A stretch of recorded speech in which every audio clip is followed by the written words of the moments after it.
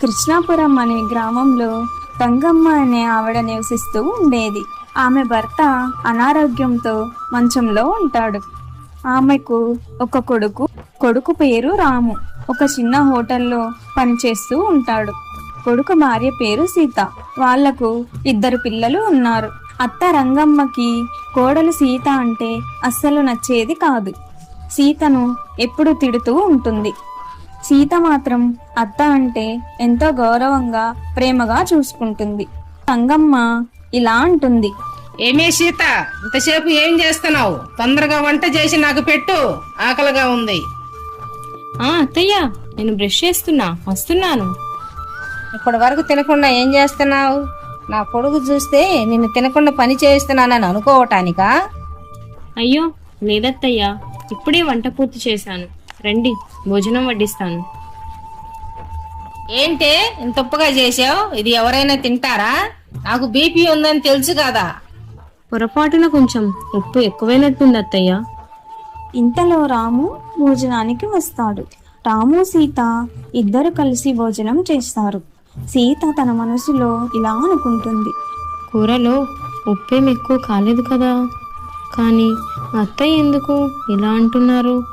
నేను మా అత్తగారిని గౌరవంతో ప్రేమగా ఒక తల్లిలా చూసుకుంటున్నా, కానీ ఎప్పుడూ ఏదో ఒకటి అంటూ ఉంటారు.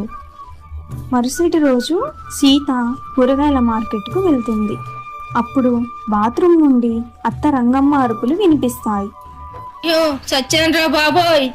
సీత, ఏం చేస్తున్నావు? త్వరగా రావే. అప్పుడే మార్కెట్ నుండి సీత ఇంటికి వచ్చింది. కూరగాయలు అక్కడ పెట్టి అత్త దగ్గరకు పరిగెత్తుకుంటూ వెళ్ళి ఇలా అంటుంది, అయ్యయ్యో అత్తయ్య, ఏమైంది? లెగవండి. ఏమైంది అంటే, పొద్దున్నే దరిద్ర మొహం చూసానో ఏమో ఇలా అయ్యింది. నేను పొద్దున్నే లేచి మార్కెట్కి వెళ్ళాను అత్తయ్య. ఆ సమయంలో మీరు పడుకునే ఉన్నారు. కాలు జారిపడి మంచంలో ఉన్న రంగమ్మను సీత సేవలు చేస్తూ మంచిగా చూసుకుంటుంది. రాము ఇంటికి వస్తాడు.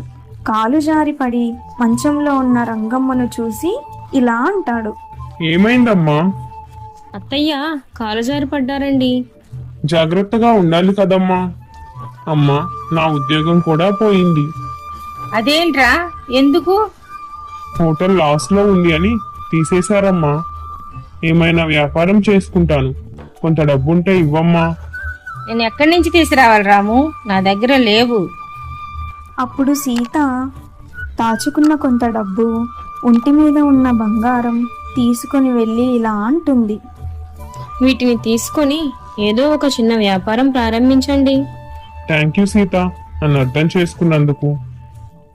అలా రాము ఆ డబ్బుతో కూరగాయల వ్యాపారం స్టార్ట్ చేస్తాడు.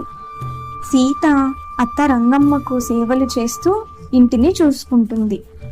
అప్పుడు రంగమ్మ మనసులో ఇలా అనుకుంటుంది, నా కోడల్ని ఎన్నో మాటలని ఎంతగానో బాధ పెట్టాను, కానీ నన్ను మంచిగా చూసుకుంటుంది అని తన ప్రవర్తన మార్చుకొని కోడల్ని తిట్టకుండా ఇంటి పనులలో సీతకు సాయం చేస్తూ మంచంలో ఉన్న తన భర్తను చూసుకుంటుంది. రాము సీత ఇద్దరు కలిసి కూరగాయల వ్యాపారం చేస్తూ మంచిగా అభివృద్ధి చెందారు. అలా అత్త రంగమ్మ తన ప్రవర్తనను మార్చుకొని కోడలు సీతను మంచిగా చూసుకుంటుంది. అత్త కోడలు ఇద్దరు కలిసి సంతోషంగా ఉన్నారు. మీకు ఈ కథ ఎలా అనిపించిందో కామెంట్ చేసి మన ఛానల్ని సబ్స్క్రైబ్ చేసుకొని మీ ఫ్రెండ్స్ అందరికీ షేర్ చేయండి. Thank you for watching.